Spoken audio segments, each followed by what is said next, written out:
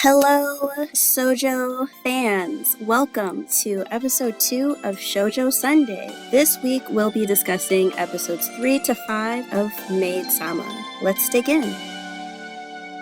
私の心があらモード baby I make you more than happy けどゆっくりしようね brain freeze ご注意できるかな handle me 高すぎカロリー sugar 以上甘い feeling with you next to me baby おかわりね Okay, so where we left off last time, Seika High had its annual school festival and Misaki used that opportunity to clean up the school's image and make it more welcoming for possible girl applicants. The class 2 boys rebelled against the cafe idea created by the girls in their class to instead do a combat cosplay cafe. Misaki saves the day by showing off her service skills from her work as a maid, and the class 2 boys who decided to abandon the project altogether joined back in after Yuzui started helping Misaki out. Misaki later thanks Yuzui for his suggestion on being more considerate of the class 2 boys' feelings. And yeah, so that was the last episode. So we are going to get into episode 3. So here's our soft serve summary. Maid Latte, the shop that Misaki works at, is hosting a Little Sister Day, which entails the maids acting as if they are the little sister of the customers that come into the shop. Satsuki, Misaki's manager, is adamant that this day will evoke feelings of moe, which is strong affection, between the maid and the customer, leading to more sales. Given that Misaki is an older sister to a younger sister and not really knowledgeable on what an affectionate/loving dynamic with the opposite sex looks like, she is stumped on how she could possibly act this out. Will Misaki be able to pull this off?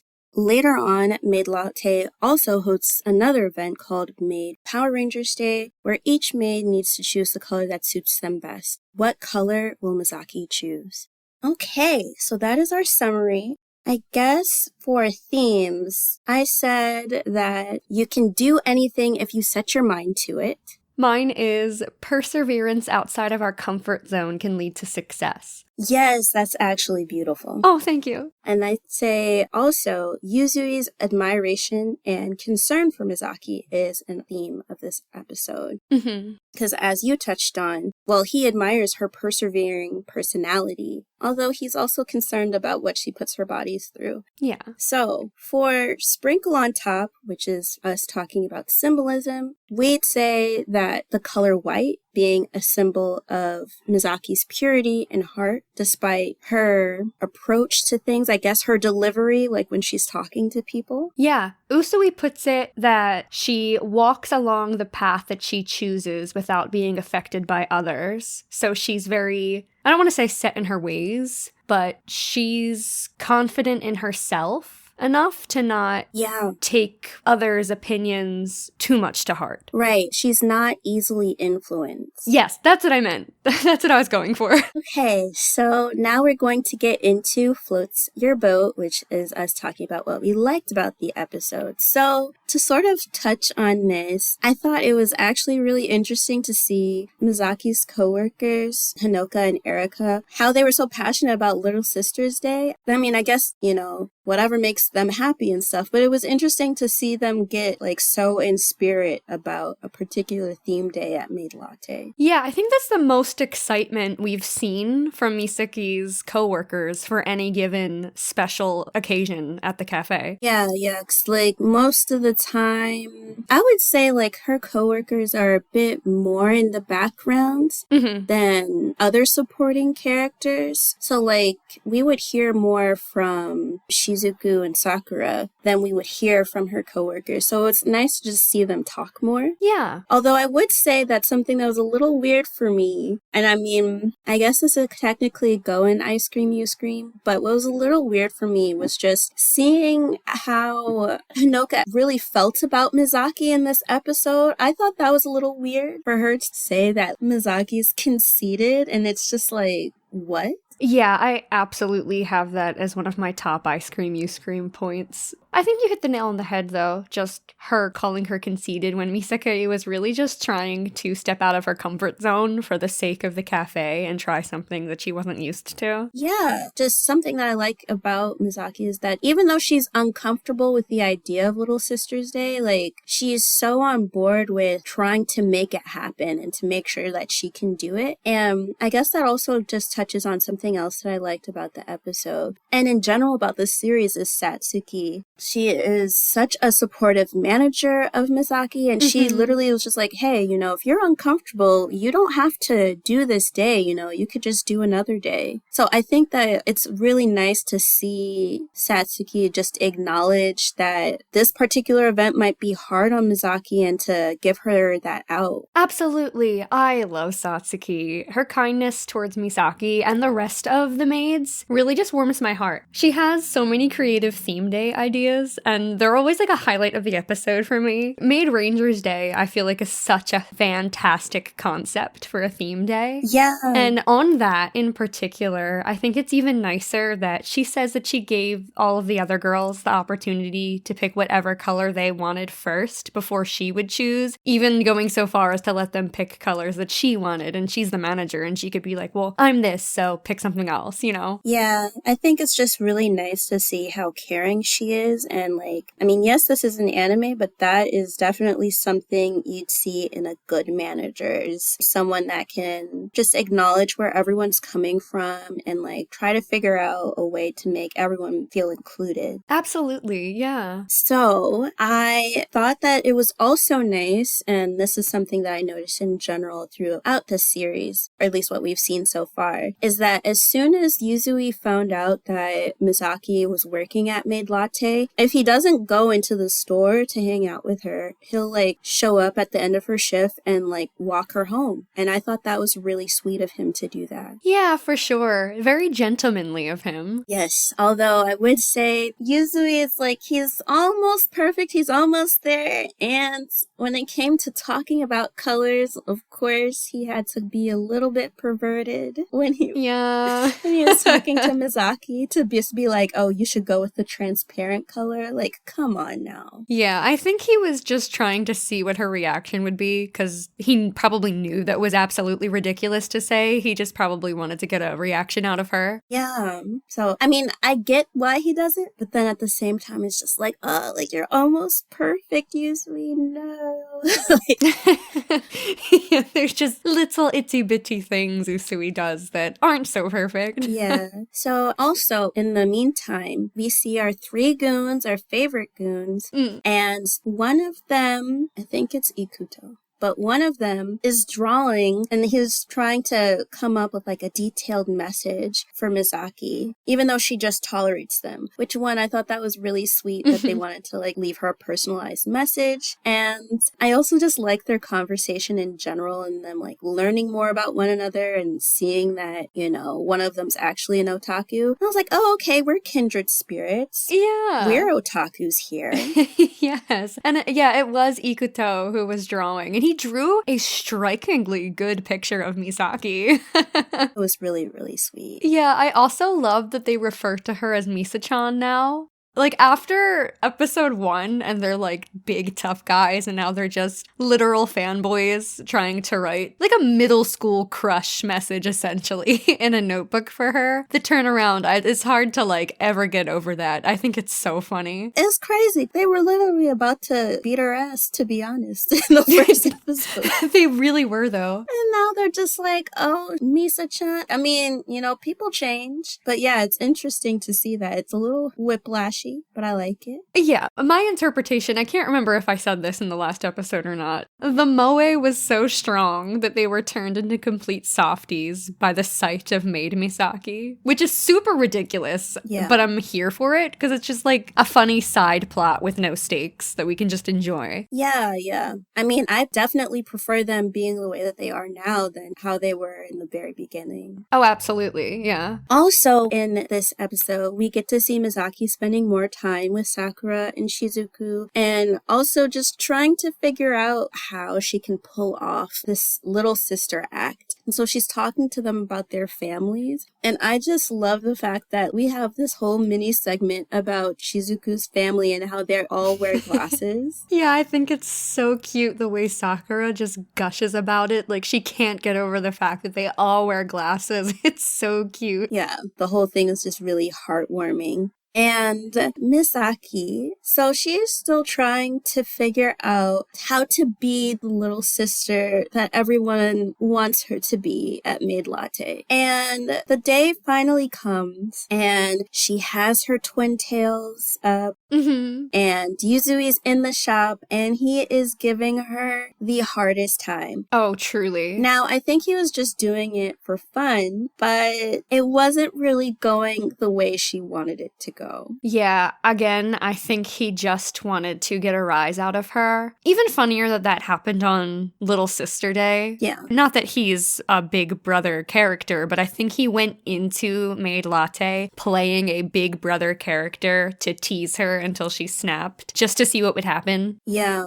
So he does this, and she does finally snap and yell, and everybody in the cafe just stops and looks at her, and she's trying to figure out how to save face. And it looks like Yuzui's gonna leave, and then she just says, oh, well, maybe you can come back, again sometime. But the way she did it, it hit everyone's heartstrings because she unlocked a whole different type of moe, which is a tsundere moe. Yes.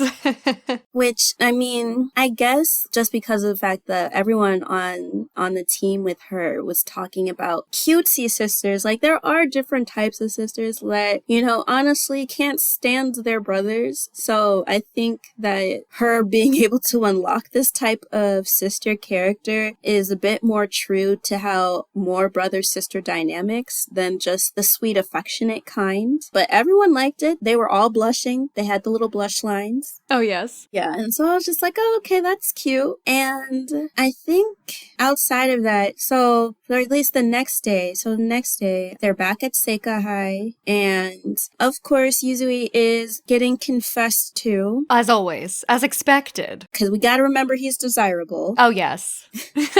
So he's getting confessed to, and he's watching Misaki at the same time, and she's like in the library, like talking to somebody. And so while he is watching Misaki, he actually sees her save another student that almost got hurt because the ladder, those ladders that are in older libraries or at least in different types of fiction. So they had one of those like ladders and it was falling, and Misaki physically uses her arm to block the ladder from hitting one of the male students that was in the library with her. And so Yuzui is just watching this all happen, and the girl is confessing that she likes him. And so to reject her, he goes on the extreme. Quite. He says that he only likes maids. Hint, hint. Mm-hmm. Misaki. Ooh. But he only likes maids, and he likes their outfits. He likes to dress up as them. He likes to look at them. Basically just told this girl he's obsessed with them, right? And he starts walking away. And the girl is just like, I can become what you want. Girl, no. Just no. Like, don't change yourself for a man. Absolutely not. Just don't change yourself. Audience. Shoujo Sundae fam. PSA. Don't change yourself. Yes, don't change yourself for anybody. They gotta love you for you. Absolutely. If you change yourself for somebody, that person is falling in love with someone who isn't you because you weren't yourself. It's not worth it. It's not. You've got to be you the whole time. Yeah. Okay, like, just don't do that. Don't do it. But yeah, so the girl's like, oh, I can be what you want. He's just like, no, and like walks off. And then later on, Yuzui catches Misaki, and he's just like, you should strip. Ugh. Which, I mean, this just gets to that heart of the fact that Yuzui takes things way too far. Ah, yes, we meet again, Usui taking things too far. It's just like, bruh, come on. You saw her, and the reason why he said that is just because he wants to help her with her arm because he saw the ladder fall on it. Yeah. And so he wanted to help bandage her up. But he could quite literally just say, I want to bandage you up. I saw what happened. Right. He didn't have to tell her to strip. Or like, can I see your arm? Yeah. Is your arm okay? There's like a bunch of different things he could have said that weren't strip, and they were all better. They were all better than that. But either way, they go to the nurse's office. He's bandaging her arm. We're thinking, where's the nurse? Where is the nurse? Where is the faculty? Like, where are they? Oh my god. But yeah, so he bandages her arm, and eventually Yuzui and Satsuki agree, as per usual, Yuzui's watching Misaki at work. But they agree that Misaki has all of these good charms, and she is someone who can't be easily influenced. And so they just decide that white is the best color for her. Yeah. And I thought that was really nice. Oh, for sure. I think that was a great choice for Misaki. I also really love during that conversation that Usui has with Satsuki when they're both concerned about her working too hard with her arm injured. Satsuki mentions that she wants to keep an extra eye on Misaki for the night to make sure that she's okay. And Usui says not to let her notice or she'll end up working even harder. Yeah. And just seeing so many people recognize how hard Misaki is working and that it's difficult for her to accept help really, really warmed my heart. Acts of service is for sure one of my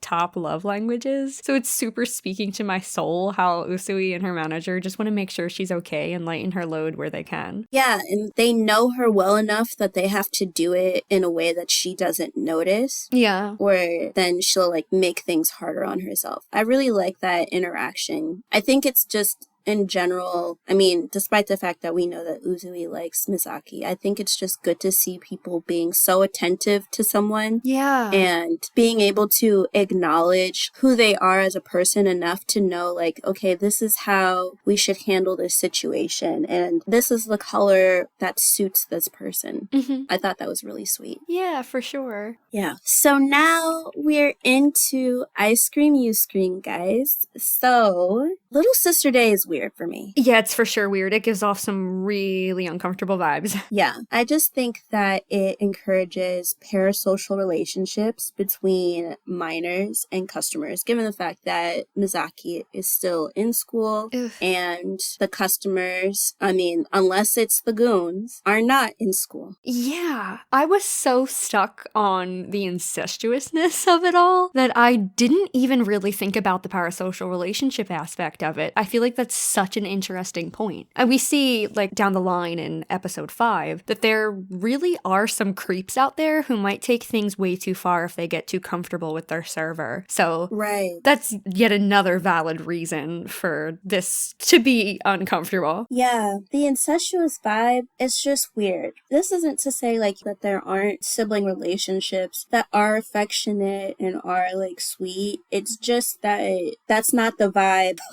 Y'all aren't related. This isn't doing what you want it to do. Yeah, when Maid Latte is out here creating a fantasy environment, I don't think it's always a platonic vibe. So Little Sister Day just comes off extra weird because of that. Yeah. I do have a suggestion, perhaps, that could have scratched the itch that the writers were going for with Little Sister Day being a theme. And now, I hope I'm getting the term right.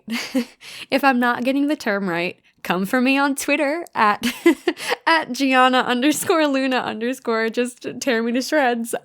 Perhaps they could have gone with Kohai Day or something like that. Kohai being student under you as opposed to, it's the opposite of senpai, which is older student. So they could have been calling the customer senpai. It's similar, but not as bad as Little Sister. Maybe it's not perfect, but it still feels better than Little Sister to me personally. Yeah, it feels better because it's not relational in that sense and stuff. So it's not as weird. Also, don't come for Giana because I will come for you on Twitter. Thank you. So, I'm at Chika Supreme. So, don't even try it. But yeah, so I think that would definitely have been a better type of day that they could have done. So something that I highly disliked was when Misaki was gaining her research on how to be a little sister. She hears this conversation amongst the class 2 boys that were talking to Yukimura about his sister. Yeah. And they were asking him about his sister's underwear. Ugh.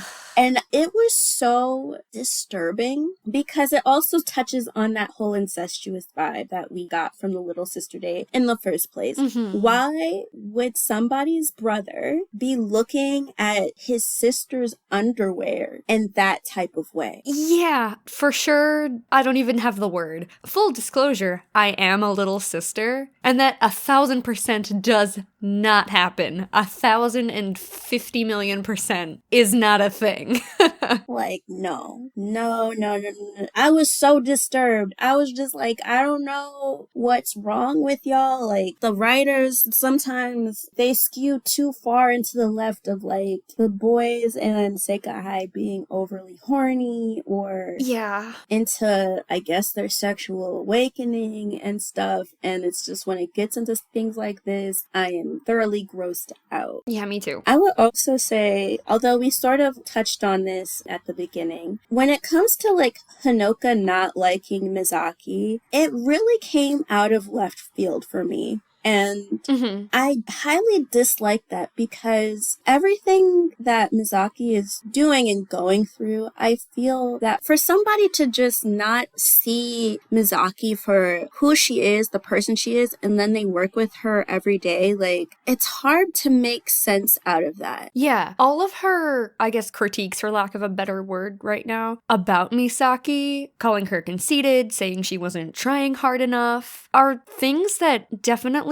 don't embody Misaki. So she's having this opinion formed somehow, and I don't know how she's making it up. The only thing I could think of is it's jealousy, and she's just jealous of Misaki for earning attention that's well deserved. And I'm wondering if it was just a this episode side plot, or if we'll see it explored in Hanaka's character development perhaps throughout the series. I somehow doubt it, but maybe it'll become a thing that's touched on later. I want her to see Misaki like the way that Satsuki sees Misaki and Yeah. stuff. I think to be jealous of the attention that Misaki gets, and it's just like, okay, but if you were in Misaki's shoes, would you even be doing the same things that she's doing? Yeah, like would she be able to carry the weights that Misaki carries daily? Like, I personally don't think so. So it's just like, you can only admire her for being able to do all of those things. But we'll see if they like bring that back up in a later episode. And then lastly, although we also touched on this earlier, I am so sick of Seika High not having faculty. Oh, tell me about it. I hate it. Why is Yuzui bandaging? He's a cook and a doctor? Apparently he's qualified for both. Who knew? That ladder falling on her arm, like, isn't that a safety hazard? So shouldn't they get better ladders in the library? Like, I don't know. It's just, to be honest, me and the faculty at Seika High have beef. And we'll figure out if it gets better when the series goes on. Yeah. But we officially have beef. I'm right there with you. Okay, do you have any more ice cream you scream? I did have one small ice cream you scream. Okay. I wasn't a very big fan of, and I know this is controversial because I love our three idiots, I was not a very big fan over them oversexualizing Misaki when they were talking about drawing her the picture, and oh yeah, Usui asks them which color would suit her and they can't decide on a color, and then one of them, it pans away so you don't see which one mentions it. They start talking about like black lace and strawberry panties. It just feels kind of yucky discussing like high schoolers talking about this, which is also not to mention all of the S&M references in the show that keep coming up. It comes up so much. It's like, as soon as you think that they're sweet, or maybe that's just the thing with the boys in this series. As soon as you think that they're sweet, they do something perverted that just shuts everything down. Yeah, maybe that's the pattern. Yeah. Which is so unfortunate. Yeah. Well, now we are getting into episode 4.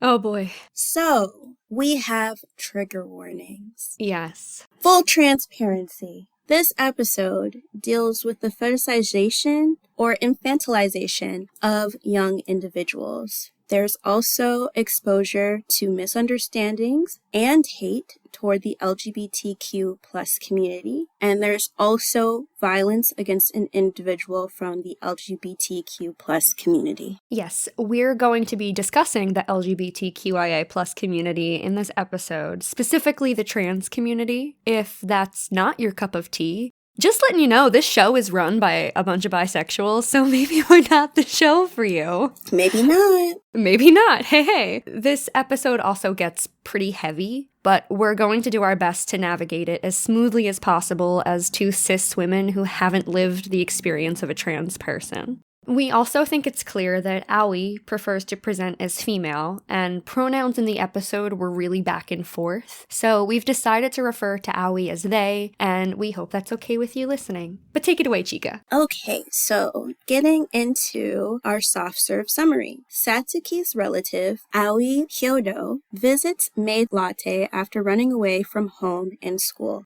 Aoi is a famous influencer who is really into Victorian/maid fashion and has a large online following. After seeing Yuzui acting as a backup cook for Maid Latte, Aoi decides to seduce him and hilarity ensues. Will we learn more about who Aoi is? Also, will Aoi be successful in elevating Misaki's style?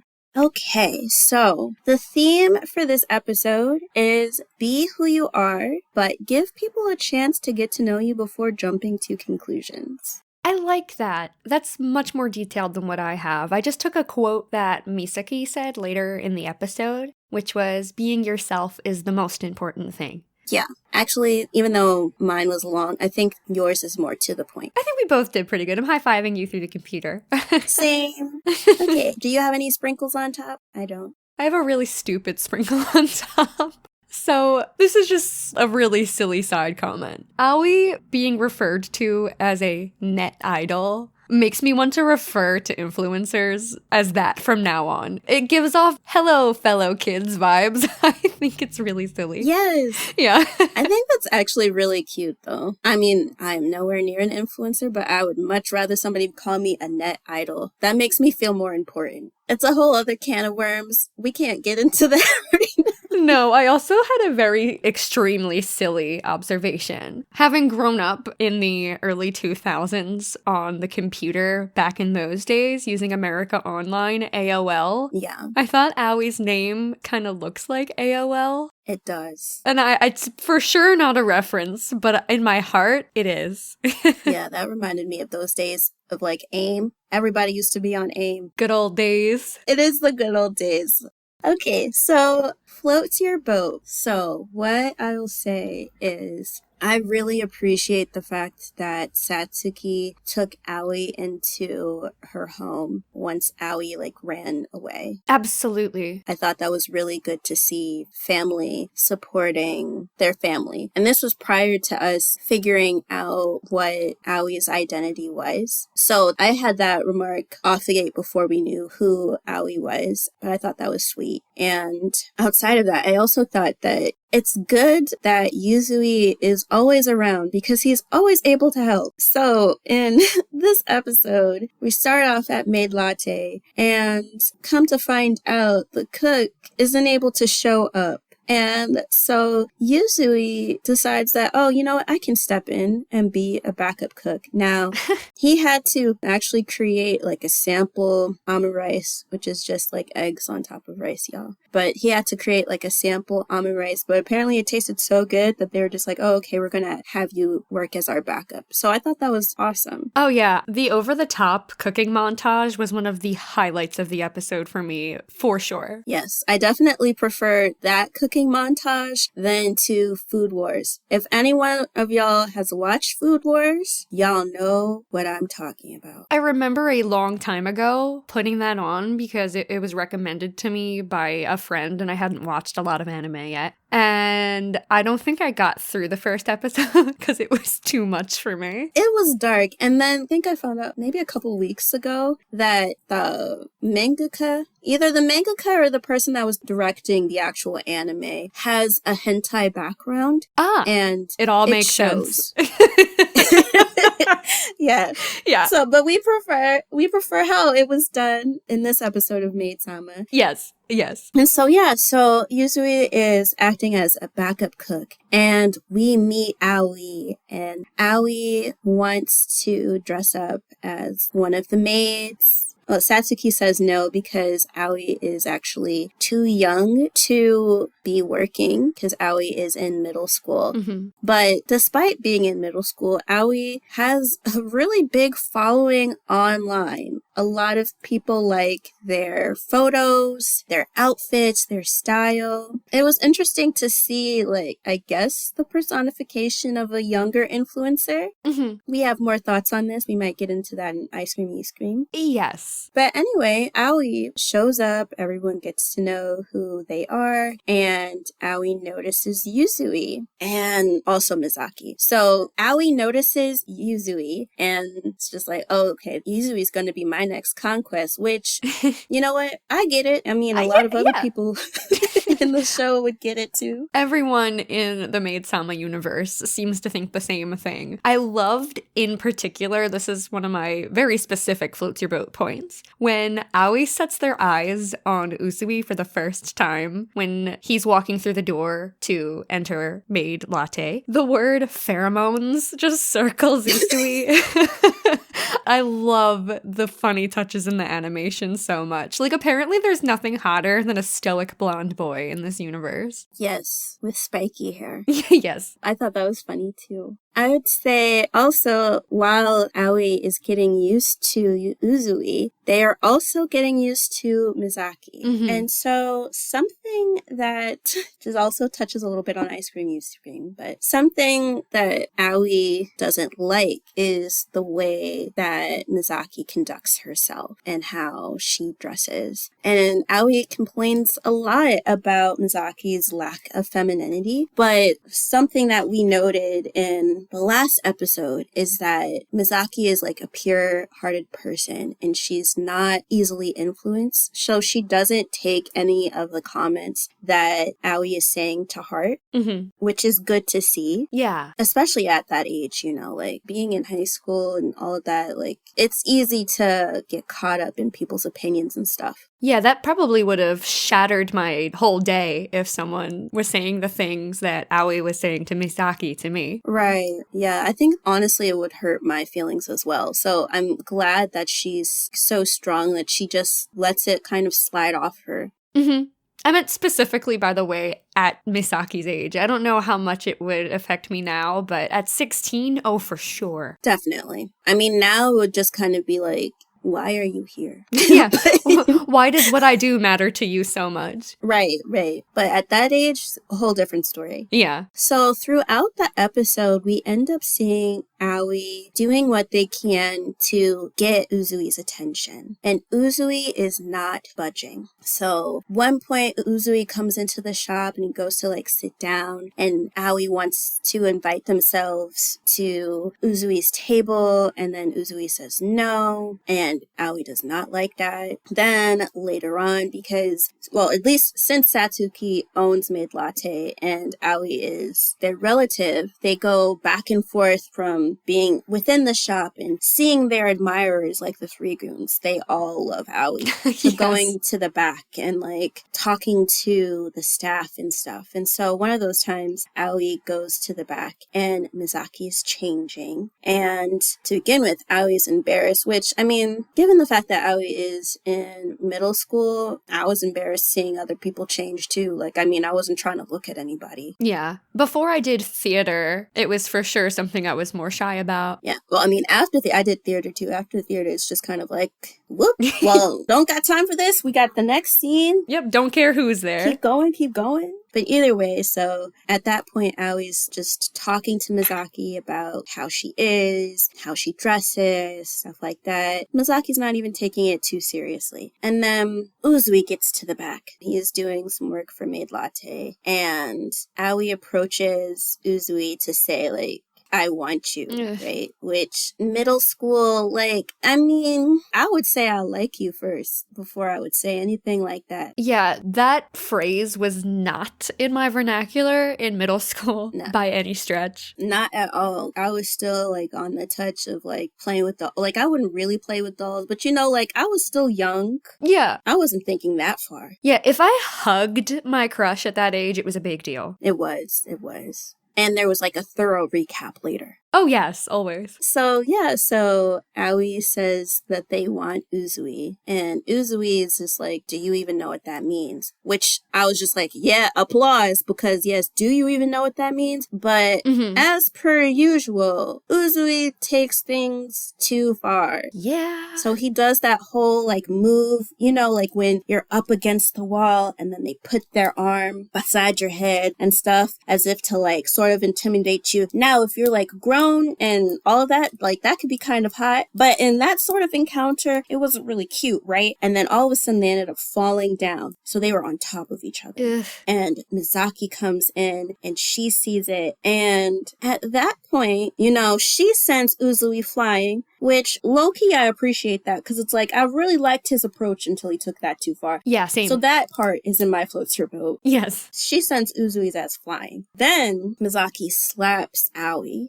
And personally, I don't think violence is really necessary. I understand where she was coming from. I don't think that it's necessary. I also think that, you know, she is very confident to do that to her boss's relative. Oh, right. I didn't even think of that angle. Yeah. Yeah, because that could be a bit sticky. Yeah. But I appreciate her feeling the need to do something just because it's important that Misaki corrected Aoi's behavior. You know, because Aoi had been testing everyone's limits, but particularly Uzui's limits the entire time. And I guess you could also say this is one of the rare times where Misaki, in a way, comes to Uzui's defense. Oh, yeah. To say that Aoi didn't need to go that far. And it was during this interaction that we learned that Aoi is a trans individual. So they were born a boy, they present themselves, and we acknowledge them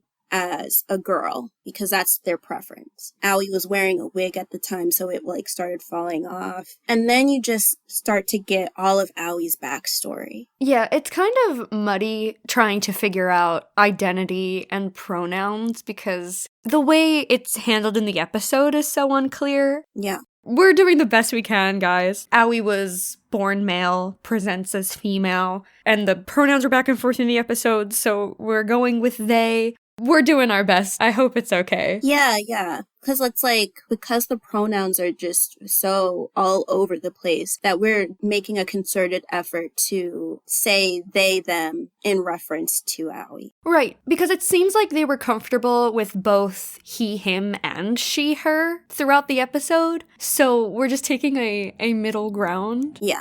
I don't know how prevalent they, them pronouns were back in 2010, so I don't know if the writers even saw it as an option at the time. I feel like it's also just sort of a mix, like not even with just the writers, also the translators as well. Mm-hmm. Oh, yes, true. Yeah, so it's possible that they were using those pronouns before it was translated, and then I guess given the climate at that time when the anime was coming out, it was a fresh thing, or people are still learning more about it, so that's why we see like a whole smorgasbord of pronouns in this episode. Yeah, and there is a history, not to go off on a tangent, it's a quick sentence, I promise. There is a history of Americanized content from Japan removing transness from the media. Yeah. I think specifically, if I'm recalling correctly, there's a character in Paper Mario who is a trans character, but they edited it to just be, I believe, she, her pronouns. I'm not that familiar with the game, but that is something someone I trust told me. So this could be the case. Yeah.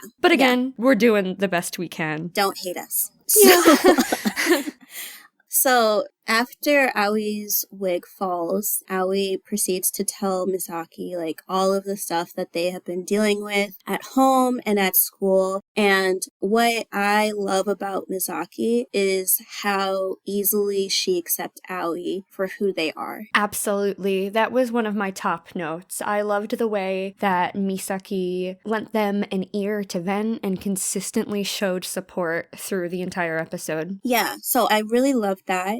And then I also love just the fact that Misaki took time to correct Aoi's behavior for their benefit. I thought that that was also really good to see as well. Yeah. And then I guess post that happening, because I don't want to get into a particular ice cream you scream, post that happening, we see the three goons talking about how much they like Aoi and how much they like Misaki. And that comic relief was so needed in such a heavy episode. Yeah, I love that they swoop in with the comic relief with the three idiots. Always pristinely timed. Amazing. Yeah. So the next day, Aoi and Misaki are walking together like outside of Maid Latte. And Aoi is learning a bit more about Misaki. And while there are some things that Aoi said that I didn't particularly like, I will agree that Misaki can be quite reckless. So during this walk, at least when they were going back to Maid Latte, they witness a girl getting robbed, and Misaki just invades into the situation. I know that's not the right word. It's like, I don't know. She just gets into the situation that has nothing to do with her and like body slams this guy so that he will stop running away from the woman that he stole from. And at that point, Aoi is just chiding her for being so reckless, which I completely agree because like she really could get hurt one of these days, which I guess heavy foreshadowing. Yeah, it's a point that I'm a little torn about, because it's definitely reckless and she should for sure be more careful. She was also the closest person to the incident and had the ability to do something about it. She knew it was within her strength. So I do think it's good that she sprung into action. I just hope that she always uses good judgment before she does something like that. Yeah, but I think for me, I like that she springs into action. So I like the fact that she wanted to support this other woman that was clearly in distress. So I do like that aspect. I just dislike the body slamming and stuff because you don't know what that purse snatcher guy like has on him. Yeah. Like weapon wise. So that's like where I was coming from. But I do like the fact that, you know, she did what she could to help out the situation. And so Aoi, I think, also partially admired Misaki for being able to take charge like that. So they were trying to give Misaki advice by saying that, well, one, she could get hurt one of these days for continuing to do that. But then they also say that Uzui is like gonna leave, essentially. But like Misaki isn't, which I mean, I think eventually Aoi understands this. Misaki hasn't fully recognized like her romantic feelings toward Uzui yet. Yeah. She's just more comfortable seeing him as like a friend or basically as an alien. She likes also insulting him too. So, yeah, which that's also something that they got from the manga. I like have a distinct memory of her calling him an alien like all of the time. Oh, that's funny. Yeah. So it was nice to see that little callback. And of course, during that purse snatcher scuffle, she had a rip in her jacket. And so Aoi decides that they're going to, you know, fix the jacket for her. But actually, Aoi ends up making Misaki a dress, which I thought that was really sweet. Yeah. I thought a little mending, a little like here or there, whatever, not like a dress. So I thought that was really nice that they did that for her. Yeah, for sure. Although it wasn't her style. No, not her style.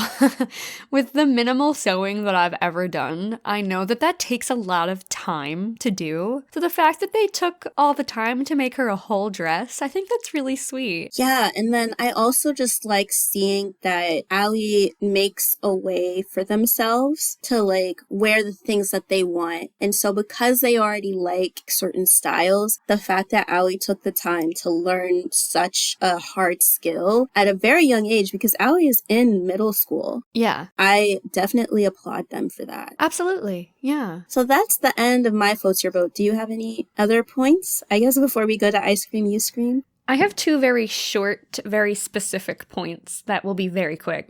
So, the way Usui greets Misaki at the cafe with a very cute, "I'm back, Misa-chan," really got my heart thumping. I thought that was adorable. Yeah, that's very cute. And there was one instance where Usui shut down Aoi that made me laugh out loud. When Aoi is trying to cutely be like, "Make me an omelet rice." Usui's like, "Order it then." Like, so flatly. And I lost it. I thought that was the perfect response. Like, way to shut it down, Usui. Yeah, I appreciated that too. Yeah. That's all I've got for Flits Your Boat. Okay, so for ice cream, you scream. There are many things that I disliked about the episode. First of them being the fact that Aoi's parents kicked him out of the house and Yeah. that they had to run away from the school. I really detest that. Yeah, being disowned by their parents not once, but twice in the episode is extremely heartbreaking, especially considering how they identify. Yeah. And I think, like, especially at such a young age, it's really important. One, the fact that Aoi had the confidence to just be themselves consistently. So, like, at school, at home, that type of courage is something to be applauded. And I think that, I mean, I guess it's kind of a strong thing to say, but it's just like, if you can't accept your child for who they are, then maybe you should think about having kids. Yeah. Oh my god, yes. Like, in certain circumstances, it's kind of like, you know, they already do it or whatever, like, or the child is already there. But I sincerely think that if you can't accept your child for being whoever they are when they grow to be their own individual, then you shouldn't have kids, because that's not right to, like, kick out your child at such a young age. It's harmful. That was just entirely too messed up. Yeah, I wholeheartedly agree. I don't even know what to add. You put it very nicely. I want people to know, like, I mean, obviously we're part of the community, but it's like, we are allies. We are like sisters within this fight, you know, like we are here, you know, for you guys. Absolutely. Don't ever question that, you know, Shoujo Sundae is a place that is open to anyone from any community, especially our own community. Yes, Shoujo Sundae, Shoujo Sungay. Yes. Okay, if we ever make a t-shirt though. Please, oh my god, can we please have Shoujo Sungay t-shirts? We'll need them for next year's Pride Month. Yes. Oh, it'll be so much fun. Please, yes. Okay, so I guess outside of that, something else that I didn't particularly like was the fact that Aoi is a net idol and in middle school. Yeah. I think that that is really scary in general to see, and that just goes to that trigger warning, you know, of like the fetishization of young individuals. Aoi is really into like hyper feminine styles, Victorian dresses, like looks very doll-like, Lolita-like even. When dressed the way that they want to. And so it's very concerning for me that they have this online presence and that there are people that like love them, like the three goons like gushed over Aoi. And it's just like, to begin with, this is a child. I know that they're technically also minors, but still, this is a child, like, no. And there's also people that I'm sure are much older that are following Aoi's content, so I was uncomfortable with that as well.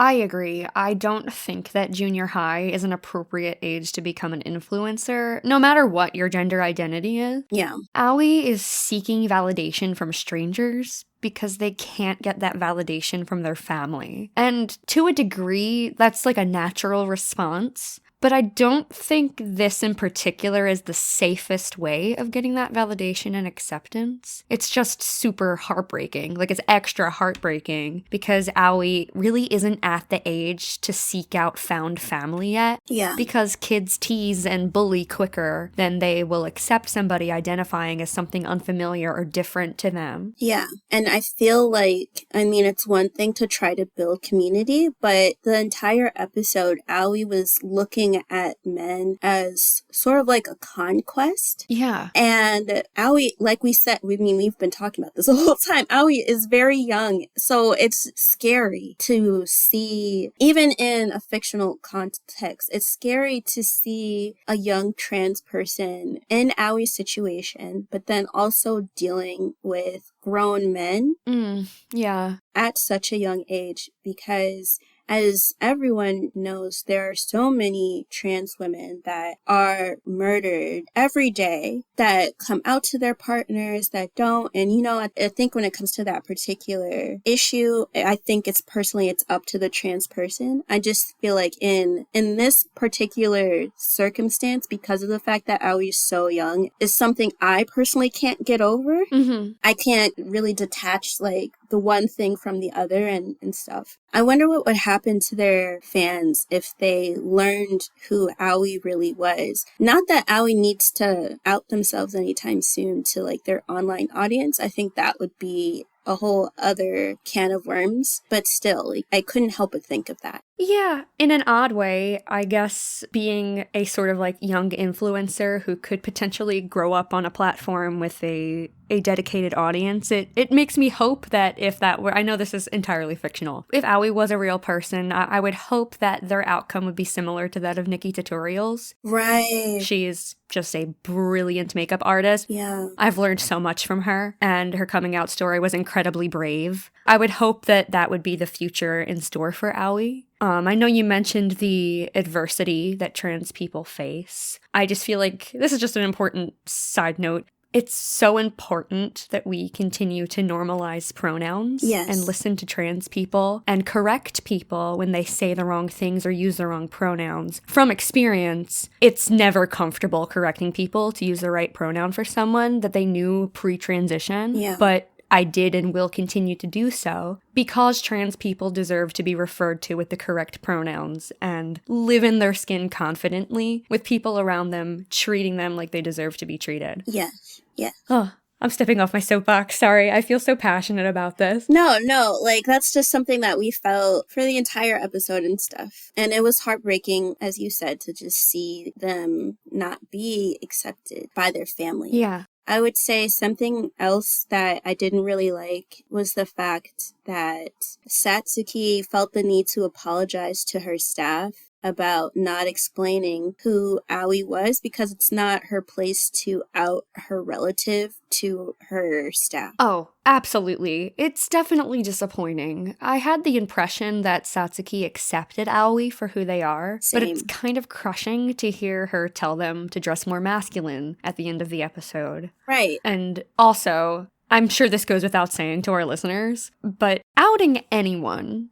under any circumstances is never acceptable. Whether or not a member of the LGBTQIA+ community wants to come out is entirely on their terms and on their time and when they're ready. Yeah, and it's not someone else's place to provide that information until they're ready to do that themselves. Absolutely. Just a quick one-sentence personal note. It took me 5 or 6 years to post something about my bisexuality on my Instagram for fear of like specific people's responses. So I'm just glad that my inner circle respected that enough to never post or say anything publicly before I was ready. And everybody deserves that safety. Yeah, everyone deserves to be able to come out when they want to do that and to feel safe when they're doing that. Mm-hmm. Absolutely.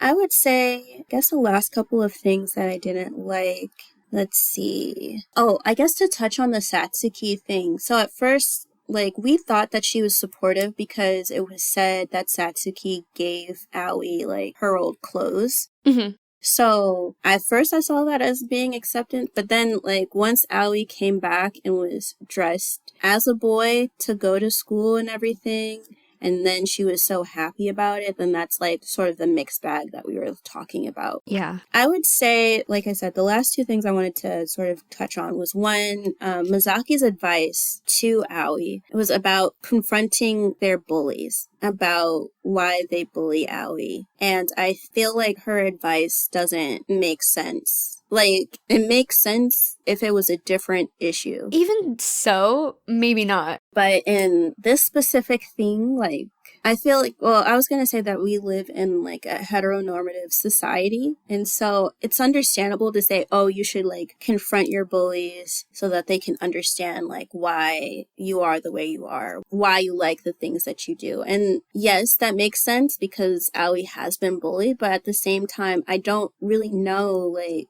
how many allies that Aoi would have post confronting them. Like, I think that they should confront the bullies, but then I feel that the advice was a little too simplistic, if that makes sense. Yeah, I agree. I feel like it's really tricky when we're dealing with children. I think Misaki is perhaps giving them too much credit for being to communicate on such a mature level. Yeah. And be able to accept people for who they are just with one conversation or a couple conversations. I can't imagine walking up to a boy that would make fun of me when I was a kid and be like, hey, I'm this way and this is why you shouldn't make fun of me. I feel like I would just be essentially handing him a book of things to make fun of me for. Yeah. And he would continue to make fun of me. So I don't know that children having a mature conversation to end bullying is the answer. Unfortunately, it's usually something that kind of goes away when you're away from that bully, or you both grow up and mature past it. And it's super unfortunate that that's kind of how things are. Maybe I'm out of touch, but that just seems like how things are. That's how things are. At least that's how I think that they are. Yeah. And I guess my last thing would just be, I really also hate the fact that when Aoi came to Maid Latte in their uniform, that we find out that Aoi's dad threw out their dresses. Yeah.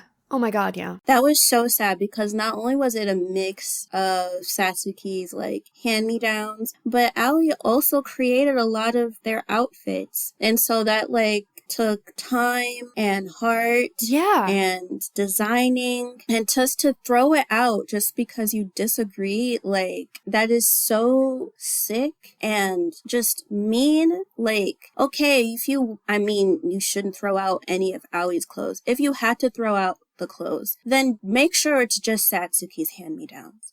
Not the ones that Aoi physically took time to create, design, think about where they would wear these clothes, like what occasion. Mm-hmm. That's so messed up. Even so, I believe, if I recall correctly, Aoi said that they altered all of Satsuki's hand-me-downs to fit their measurements exactly. So each and every piece of clothing that their father threw away was something that they spent time on so that they could enjoy it and wear it confidently. It's so frustrating and heartbreaking. Yeah, it's so frustrating. But yeah, so that was my Ice Cream You Scream. Do you have any? I think that's it. Yeah, that looks like it for me.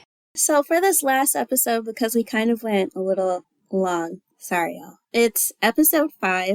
So a soft serve summary. Stalkers are targeting girls who work at cosplay cafes, and Satsuki warns Misaki to be more careful. Headstrong and independent, Misaki brushes aside the warnings and does everything at her own pace. Uzui attempts to scare Misaki multiple times in order to make her get serious about her own protection. Will stalkers target Misaki? Also, what secret does Aoi have on their phone that horrifies Misaki?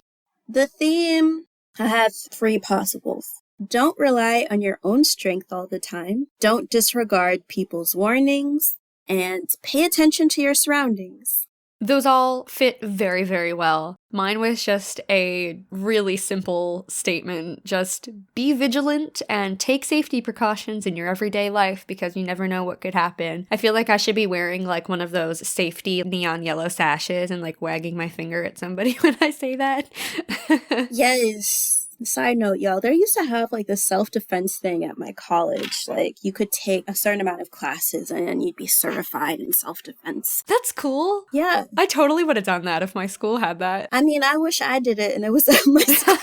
Sign up for it. And it's like, I was able to make 1 or 2 classes and then it's like, oh, y'all are doing this around finals. Y'all are doing this at this other time. Yeah. Like, so it never quite panned out for me. But if y'all can take self-defense classes or at least carry around some mace, those birdie things, the whistles, stuff like that, it's a good thing to have around you. Oh, yeah. Anyway, I don't have any sprinkles on top. Do you? I do not. Okay, so for Floats Your Boat, so episode begins with Satsuki telling like her employees about the attacks and providing them with a box of self-defense tools, which I thought it was nice that she was trying to prepare them Yeah. in this situation. Very proactive. I feel like she could have done more, but Yeah. I thought it was nice that she was giving them tools. For sure. And something else that we like, but then slightly dislike for me, is the fact that Misaki is trained in Aikido. So I like that she's strong and she believes in herself. I dislike how confident she is. Right. Aikido skill does not equal invincibility. Yeah. And I think she kind of thinks that throughout this episode. Yeah.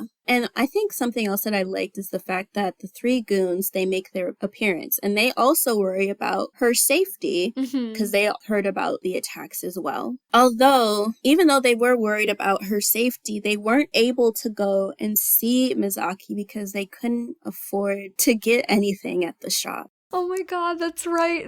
They couldn't afford anything. So they had to go home. They were so excited.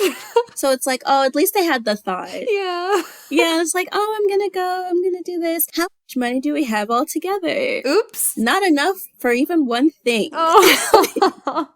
Poor guys. Ugh. Yeah. So during this episode, also what I appreciated is the fact that they showed how expensive it is to go to a maid cafe as a high schooler. Yeah. And I think that that's something that we should all note, hint, whatever, that Uzui is still able to go see her. Now, yes, sometimes he does work for the cafe, but he is there all the time. Right. So they're at school and Misaki is ready to go to work and she's walking through the school and she notices something weird going on in the classroom. But It wasn't anything weird. It was just Sakura doing her homework because I guess she just thinks better in school. Oh, I kind of understand that, thinking better at school or not at home. I feel like I do my best thinking when I'm not supposed to be doing that thinking. Like, I get story ideas when I'm backstage at a show or something like that. Anytime I'm in a place where I'm not supposed to be doing the creative thinking or the critical thinking, it always comes to be so much easier. Maybe that's what she's getting at. She has a similar mindset. Yeah, or maybe I think this could sort of touch on work-life balance. Oh, yeah. In a way. Yeah. Because when you go home, you want to be able to relax. So it makes sense for her to not want to disrupt that. So it's well, if I can do this at school, then when I get home, I can do whatever I want. Yeah. So that's very healthy. Yeah. So Misaki walks Sakura to the station and is talking to her about her own protection. And meanwhile, Uzui comes from the back to try to scare her, but she is Misaki, so she wasn't scared. Yes. So they go to Maid Latte, and then he also at another point tries to scare her once more, but she tosses him into the fountain, and she's just kind of pissed off in general, because it's why are you doing all of these antics? When he could literally just talk. Yes. We'll get to it. Guys, this is just his character trait. Yeah. He could just say what he's thinking instead of doing these actions, but that's just how he moves. Mm-hmm. So Misaki is just not having it. So in any case, the next day, she has to go to a Maid Latte, and her coworkers had left. And Satsuki was at this business meeting for the block, and she asked Misaki to stay, and then she would come back to the store and lock up. So Misaki was staying there, and she had locked the door, so I guess some of what Uzui was doing did sort of help. Mm-hmm. But not fully, because of course there were freaks that were in the store. So these freaks that were in the store, they actually first appeared, and Uzui noted them. They first appeared earlier on in the episode where they dropped a spoon to make Misaki come over and pick it up and apologize, and then they were kind of being weird and smelly. Then the next time they dropped a glass, and then Misaki had to go and clean that up, and Uzui clocked that too. But in any case, she locked the store, and these people were still in there, and they had their tape, and they were just ready to make Misaki their hostage. So they go up to the second floor, and meanwhile, Uzui was walking by the shop, and it was dark. So he assumed that everyone went home, but then he heard those creeps talking to Misaki. And so then he's like on high alert. I can do acrobats now. So I'm going to jump onto the balcony that has no curtain and watch what's going on. And so the boys were just in love with Misaki, but in that weird parasocial way. Yeah. And we're talking about BDSM, which, Jesus Christ, I have never, like, I know we talked about it. I have never heard a show talk about BDSM. It just keeps coming up. So many times. So much. Too often. And she's like, has her arms behind her back and they covered her mouth and everything. And it looks a little bit dire. And so Uzui's just like, oh, I'm about to take matters into my own hands. But then Misaki lets her Mary Sue strength unleash. And then she breaks out of the little handcuffs. She takes the tape off. She's like beating them up. And Uzui is laughing. He's also inside because he broke the window. And naturally. And then they call the police, and the police get these weirdos. And Misaki was, I guess, happy that Uzui was there. Satsuki faints from the window being broken. Yeah. And later on, at least the next day, Aoi comes back to the shop to check on Misaki. And they also show that they made a photo of Misaki wearing the dress they created for her as a phone wallpaper. And they sort of just send it around all of her coworkers. And she's like so embarrassed to be wearing this dress. Yeah. Which, I mean, the style doesn't fit her, so like I get it. No. Either way, I thought it was like a light-hearted way to end off the episode. Did you have any floats your boat? I have a handful. Okay. I thought it was extremely sweet, I guess literally sweet, for Satsuki to send home cakes with Misaki because of her absence from the cafe for one of her meetings. Yeah, it was really, really nice of her to think of them like that. Yeah, and Susanoo was like, oh, I'm gonna eat this for breakfast. I'm gonna eat this one for dinner. This one can go to mom. I liked how she was like just rationing out the cakes. Yeah. Yeah.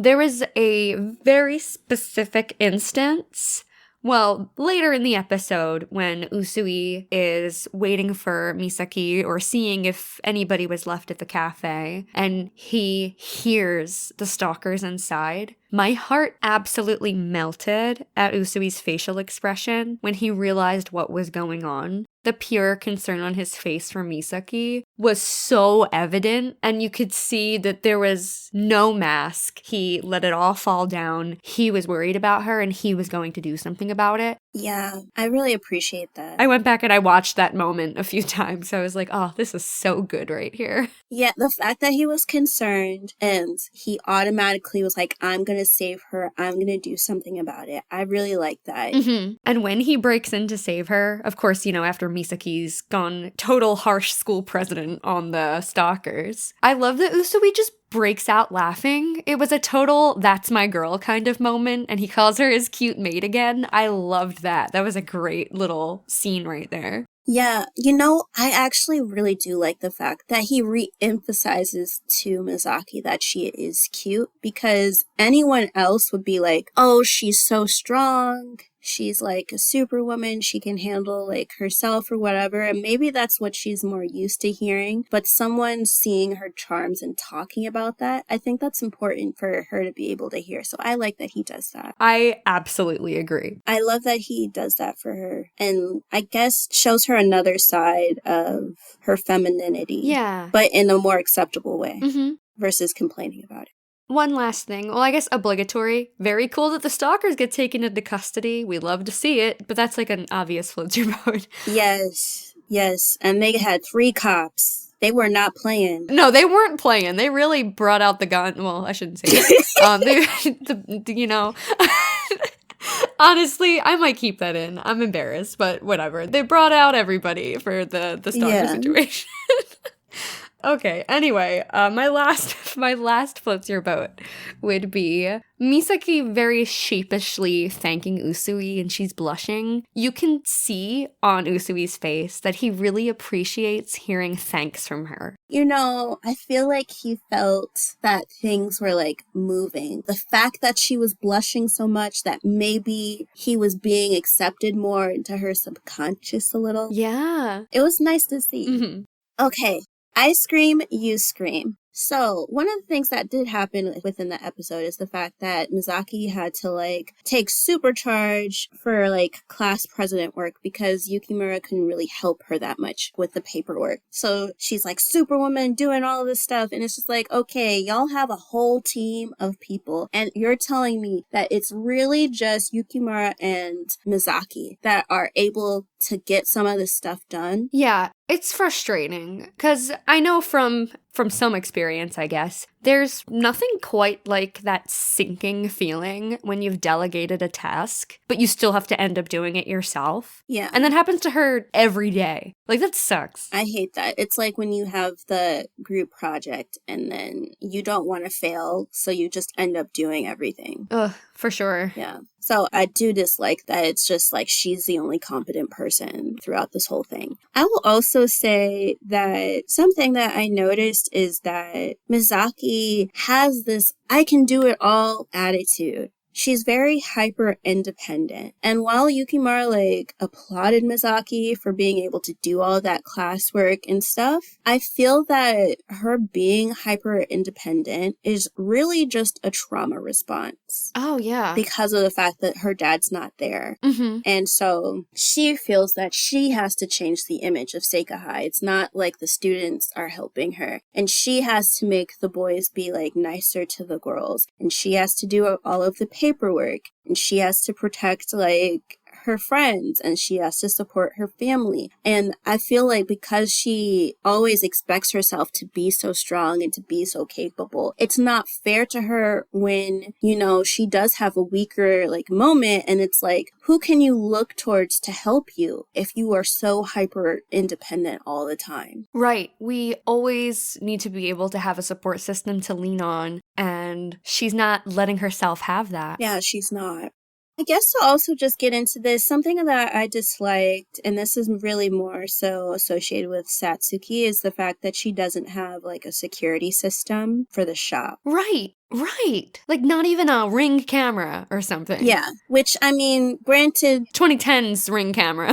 I mean, people have Ring cameras now. I don't know back in I don't know. the Yeah. time. Well, you know, it's Japan, so maybe. Right. But like, even like CCTV, like something. Especially because of the fact that there's been so many like attacks happening at these cafes. You would think that the cops in the area at least would be attentive to the CCTV, but regardless, Satsuki should have a security system. If you have a business, like, even if there are stalkers, there are people that will break in and steal your money. So at least if you had a security system and someone broke in, the cops will get there before she would get there. Yeah.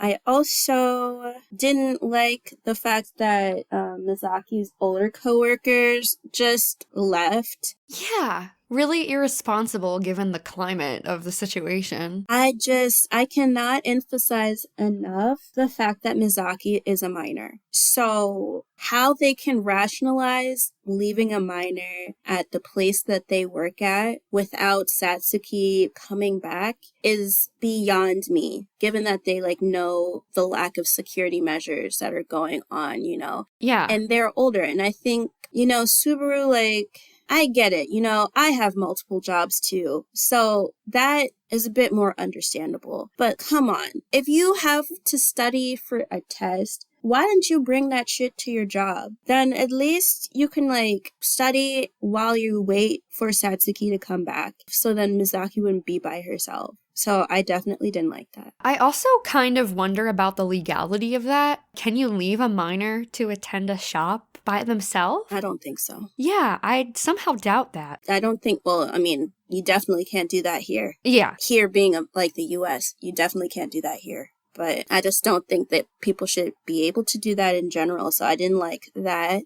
I also didn't like the fact that she assumed that Uzui was looking down on her when he was trying to help her. In which instance? Well, he tries to scare her and then she doesn't take it well, so then they're just not talking to each other. Oh, yeah. I feel a little torn about that because she for sure 1,000% could have been more vigilant because there was so much talk about the stalker cases and she's a smart girl. Like there's no denying that she's a smart girl. But I also see Misaki for criticizing Usui for saying only this in particular, that because she's a girl, XYZ. That I understand. Yeah. But for sure, she could have been more vigilant. Yeah. And I guess the last thing, I guess I have two things. One is that those two creeps telling her to go upstairs and she's right beside the door. I'm running out the door. All they got is a taser. I'm running out the door. I didn't even think, how did I not even think of that? Because for me, I was just like, girl, if this girl just doesn't run out the door, because all a taser's gonna do, I mean, depending on how many times they shoot it off, all it's gonna do is stun you. But she was right there. And so I did not like that. Anyway, outside of that, why didn't they call the cops? Oh my god. Usui, the second he heard a noise, he could have called the cops and then creeped upstairs. Right. Okay, all of the cops. Bro, Tom, Dick, and Harry drove over there with all the cars for two people. Yeah. He just needed to call them and just be like, hey, turn your sirens off. This is the area. I hear bad things happening in this shop. And then they could have came over. Instead, he wants to be Captain Save-A-Ho. I'm going to jump up onto this balcony. I'm going to go and be looking through this curtain. Meanwhile, that was reckless because they could have just turned and saw his ass looking through the window and then done even worse stuff to Misaki, or at least one could do stuff to Misaki and the other one would try to be fighting him. And then it was just crazy. If y'all are in danger, call the cops. PSA number 2, call the cops if you're in danger. Call the cops. Yes. I love that you want a Shoujo Sungay t-shirt. I want one with Usui's face and a little captain's hat and Captain Save-A-Ho. Please, I need it. That would be funny, actually. It'd be amazing. Captain Save-A-Ho, because he's just, am I gonna call the cops? No. Am I gonna call Satsuki to be like, girl, you should call the cops while you start coming? No, I'm gonna do property damage. And then what? He didn't have weapons neither. No. Okay. What was he gonna do without weapons? We don't know if he's proficient in judo or aikido or karate or we don't know. It's just oh, I'm a man. Okay, yes, his masculinity will save us all. Jesus Christ. No, you're a man. You could call the cops too. Oh. I mean, damn. Anyway, that was my ice cream you scream. Do you have anything too? Yeah, I have a couple more points. Well, here we go. Giana on her writer's rants. I just pushed up my blue light glasses, so just picture pushing up glasses. Yes, because we are at war. Yes. I don't even know if I can call it foreshadowing because it was so blatantly in our faces the whole episode. But the foreshadowing was just bonked over our heads over and over again that something's going to happen to Misaki with relation to the stalking cases around town. There was for sure no mystery about it. Here's the rundown. Satsuki talks about it at the shop. The 3 idiots talk about it at school. Misaki warns Sakura about it, and then Usui warns Misaki about it. Then Usui tries to teach her a lesson in his own way about it before something finally happens toward the end of the episode. I feel like either the writers didn't know what else to fill the time with, or they just maybe don't have faith in their audience to pick up on subtler hints. Am I dumb? Right. I don't look dumb. No. I am smart. I don't need it to be you know what, we're gonna talk about this 8-10 times. No, okay? You don't need to beat a dead horse. No. The horse has been dead. It is dead. It's super dead. It's gone. The rigor mortis is setting in. I don't need y'all to beat it no more. I got it. We can handle it from here. Thank you. We'll bury it. Yes. A super, super quick ice cream you scream that I feel like almost goes without saying is when the customer drops his spoon and his glass on purpose to make Misaki pick it up. It literally made my skin crawl. It's the gross combination of him wanting to see her bend down to pick it up, or his satisfaction of making her do extra service for him, for me. Absolutely disgusting. Yeah, and you know what? Something that I didn't like is the fact that Uzui peeped it. He peeped that shit multiple times. Mm-hmm. And especially when the glass thing Why didn't he tell Satsuki that those people were being weird as hell? Who the hell breaks that shit on purpose? And then you see that they do it on purpose and you don't say, hey, owner of this establishment, here's these two guys. They're being weird. Right, like keep an eye on them. Yeah. That should have been on everyone's radar, not just Uzui's radar. Oh no, maybe I hope this isn't the case. I hope it wasn't playing into his Captain Save-A-Ho complex where, like, he expected something to happen, so he was going to do something about it, and he knew it was those guys. I don't want to think that. No, I don't think he even had an inkling. I think he assumed that the attackers would be, like, random people, not someone in the shop, you know? If anything, those shop guys were more copycats than anything else. Because it wasn't a full-on attack. They were just trying to get her to do, like, sexual-related favors or maid stuff or whatever, I guess. But I don't think he did it in that sense. Did they specifically mention spanking, or am I making that up? No, they did. Oh my god. Oh, I hate it. I hate it. And we're grown. So sometimes that can be all right. But okay. I'm sorry, y'all. But like, no. Because when I was her age, corporal punishment was a real thing. I don't know, man. The BDSM inclusion is so weird. Yeah.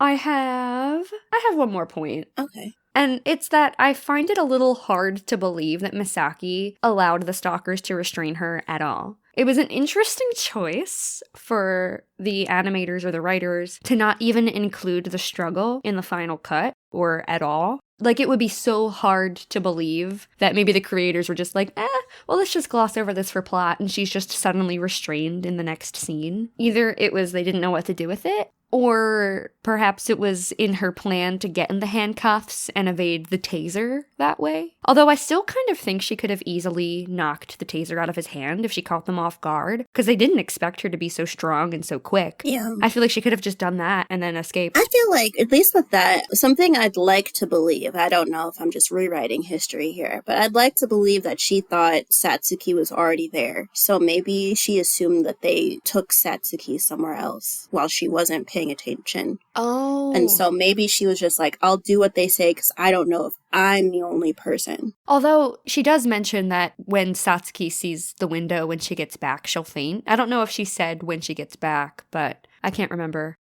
Well, guys, that is episode 2 of Shoujo Sundae. We are so glad that you came back to chill with us and to listen to us talk about Maid Sama. And we are going to be back next week as well. Please leave us 5 stars wherever you are listening to this podcast, because we want as many people within the anime community or people just interested in shoujo to find us. Also, make sure to follow us on social media. We are at Shoujo Sundae on Instagram, on Twitter. We even have an email address. Our email address is shoujosundaypodcast@gmail.com. Slide into our DMs. Yes. So you can send us an email as long as it's nice. Yes. I guess about your own observation of Maid Sama. We'd love to hear from you. And you can follow us as well. I am at Chika Supreme on all social platforms. And Gianna? I am at Gianna_Luna_. Gianna has 1 N. And that's me across social, so you can find me there. You can tear me to shreds for not knowing Kohai if I said it wrong or something. Or you can send me Captain Save-A-Ho fan art. Yes, please make Captain Save-A-Ho fan art. Do not drag her. I will drag you back. But anyway, that is the episode. We'll see you next time, guys. Bye. Bye.